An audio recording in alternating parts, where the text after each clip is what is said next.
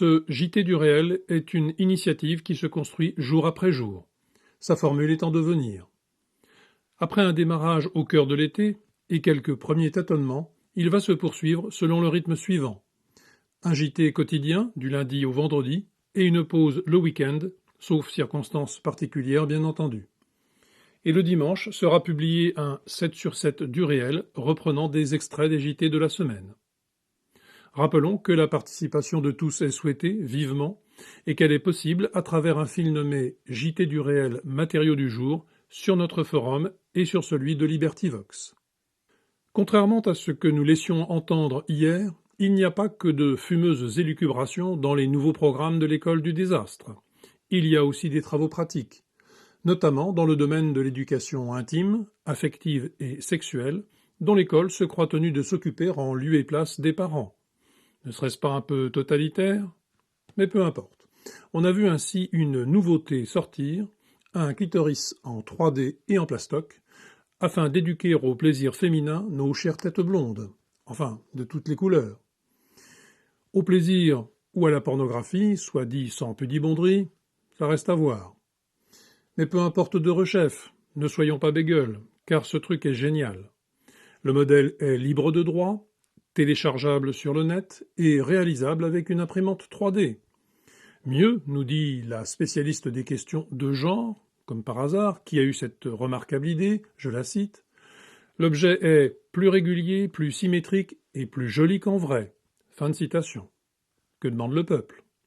Il faut dire que, derrière la question sexuelle, se cache celle du grand écart, pour le dire aimablement, qu'il faut tenir entre la culture d'origine de nombre des familles importées, pour lesquelles ce sujet n'a qu'une raison d'être, l'excision, qu'elle soit physique ou mentale, et la nôtre, pour qui, même dans sa pente la plus ancienne et traditionnelle, pareille chose est inimaginable. Sans parler de ce que la modernité a engendré de positif sur ce plan, malgré l'énormité du négatif qui l'accompagne, par encouragement exclusif à la vulgarité, l'obscénité, la régression. C'est que le dualisme corps-âme est artificiel, non pas parce que l'âme n'existe pas, mais parce qu'ils sont tous deux indissociables. Quand on ne sait plus ce qu'est son âme, parce que l'on ne sait plus rien dans l'hébétude déculturée, le corps échappe tout aussi bien, et il ne reste plus que la viande. Quant au grand écart évoqué, qui est sur tous les plans, il mène droit notre société à la ruine, notre avenir aux poubelles de l'histoire, et notre destin à son naufrage. Les Échos, de leur côté, nous rassurent et prouvent une nouvelle fois que, selon l'adage connu qui caractérise si bien le monde qui vient, il n'y a pas de problème, il n'y a que des solutions. En effet, on apprend que désormais, le racket est mieux couvert par l'assurance scolaire, car la MAE, premier groupe d'assurance en la matière, renforce son offre de garantie contre les violences scolaires et propose des indemnisations pour les biens volés en même temps qu'un soutien psychologique. Que demander d'autre? Au titre de ce genre de solution, on pourrait envisager la bunkerisation du domicile avec garde particulier, le déplacement en ville en véhicule blindé, le regroupement dans des réserves, de type Fort Chabrol pour finir, l'exil, la migration vers Mars, que sais-je. Immigration. Les expulsions de clandestins sont en chute libre, indique Le Figaro, qui a eu accès aux données confidentielles du tableau de bord pour le premier semestre 2016 de la Direction générale des étrangers en France. Les éloignements, déjà fort rares et généralement suivis d'un retour sans tarder des éloignés, ont chuté de plus de 20%. Par ailleurs, le nombre de demandeurs d'asile issus d'Afghanistan a bondi en 5 mois de 964%. Juste derrière, on trouve les Soudanais, dont le nombre de dossiers déposés a lui-même augmenté de 174%. On serait curieux de connaître le nombre de nationalités qui se bousculent à nos frontières, du moins ce qu'on appelait telles il y a encore quelque temps. 135, comme pour la Seine-Saint-Denis, ou plus? Il y a donc 135 pays au moins qui sont au bord de l'implosion et pour lesquels leur population mâle, jeune et dynamique, et paraît-il hautement éduquée le plus souvent, ne peut plus rien. Pendant ce temps, Mme Merkel, qui sent le vent de l'élection régionale à venir, commence à dire que, peut-être, elle a commis une légère erreur. Tandis que M. Trump, que nos médias, après l'avoir enfoncé quotidiennement et l'avoir présenté comme cuit et archi-cuit, que nos médias donc doivent maintenant reconsidérer un peu au motif des derniers sondages qui le donnent vainqueur, le flamboyant M. Trump aligne ses propositions pour lutter contre l'immigration submersive dans son pays. Construction d'une barrière infranchissable, clandestins détenus jusqu'à expulsion effective dans leur pays d'origine, tolérance zéro pour les étrangers auteurs de crimes, blocage des fonds fédéraux pour les métropoles collabos et d'une manière générale pour les dits collabos en tout genre, application de toutes les lois sur l'immigration sans faiblesse, annulation des décrets scélérats des socialistes, de M. Obama, durcissement extrême de la politique des visas, achèvement du suivi biométrique des entrées et sorties du territoire, désamorçage de l'attraction des emplois et des avantages sociaux en tout genre, réforme de l'immigration légale pour protéger les travailleurs américains, et ainsi de suite. On croit rêver. Le vent tournerait-il ? La fuite en avant de la mondialisation, son échec de plus en plus patent et gros de catastrophes, commencerait-il à être pris en compte ? Et serons-nous les derniers dindons de la farce, le temps que nos irresponsables politiques descendent de leur perchoir idéologique ? Permettez-moi de rappeler, en prolongement de ce qui précède, notre proposition de charte pour que demeure la France, charte également en devenir, ouverte à tous les lucides, et visant à fédérer le plus grand nombre possible de nos concitoyens sur la base du minimum vital pour notre survie. Elle stipule, pour l'heure, et sur ce sujet de l'immigration, ceci que je me permets de citer in extenso. Chapitre 1er. Immigration et assimilation. Il n'est pas possible de devenir français ou de le rester si l'on vit comme un étranger dans le pays, qui pisait en adversaire de son histoire, de son destin, de sa culture historique, en conquérant, passif ou actif. Immigration. Arrêt total de toute immigration indésirable. Fin du droit du sol, fin du regroupement familial, fin des acquisitions indirectes ou automatiques de la nationalité française, sans exigence.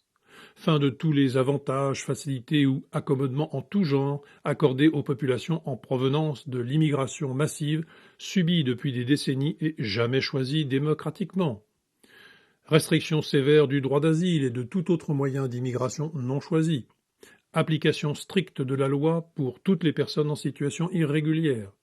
Déchéance nationale et renvoi sans faiblesse de tout délinquant ou contrevenant au contrat national et social français. Et assimilation, sans quoi ce qui précède n'a pas de sens, retour à l'exigence d'une assimilation complète, visible, sincère, sans ambiguïté et sans retour pour toutes les populations issues de l'immigration. Abrogation des lois, décrets, arrêtés et règlements ou arrangements communautaristes. Fin de tout communautarisme autre que propre à la société française traditionnelle et à sa longue histoire. Réinscription de tous dans cette histoire et ce destin français. Refrancisation, des mœurs à la langue, de la culture au comportement, des prénoms aux pratiques sociales. Sinon, retour aux origines préférées, c'est-à-dire remigration. Fait divers. L'incendiaire de l'église d'Aumont serait un déséquilibré, nous dit sans attendre, quoique avec un conditionnel, la Voix du Nord. D'un autre côté, on apprend que les actes dits islamophobes sont en baisse, mais pas les jérémiades mahométanes, il va sans dire. Tandis que les actes de souchophobes ne sont pas, eux, spécifiquement recensés, ils ne le seront jamais, il est vrai qu'un Français de souche, ça n'existe pas, selon le dogme en vigueur, alors que leur nombre et leur gravité sont sans commune mesure avec tous les autres réunis. Et tandis que les églises ou cimetières sont vandalisés, brûlés, attaqués très régulièrement, et que l'on n'en parle pas hors du cercle de la presse quotidienne régionale, qui ne peut pas ne pas les citer un tant soit peu. C'est que, dans tous ces genres de cas, et c'est automatique, il s'agit de déséquilibrés, d'affaires diverses et variées, qui n'ont pas de sens. La multiplication incroyable des déséquilibrés ces derniers temps fait craindre tout de même pour la surpopulation de nos hôpitaux psychiatriques. Quoique, depuis les délires foucaldiens, et d'autres à sa suite, nos psys en pincent pour une psychiatrie dite ouverte, pour la prise en compte par la société de ces fous, qui, selon leur thèse, ne le sont pas autant qu'elle, elle qui même les crée par l'épouvantable oppression de sa normalité factice. Dans notre situation d'aujourd'hui, cela se révèle bien pratique. Depuis quelque temps, les fous alliés se multiplient comme les petits pains, on vient de le dire, et ils se révèlent être comme une société au sein de la nôtre, une société de plus en plus nombreuse et foncièrement hostile. L'étonnante postérité de nos fanatiques de la déconstruction est aussi désastreuse que leurs sottises proliférantes étaient prétentieuses et leurs inventions abracadabrantesques. La propagande, qui sert de prisme exclusif au complexe médiatique, ne l'est pas moins. Notre minute récréative? Allemagne, drame de l'incompétence. Un réfugié meurt carbonisé en tentant de brûler son épouse, car elle voulait le quitter. Devoir de suite du JT. Le Cénacle suite, l'enquête s'oriente vers un testing, un piège, une provocation en un mot, comme nous le disions. Les enquêteurs s'intéressent désormais aux prétendues victimes.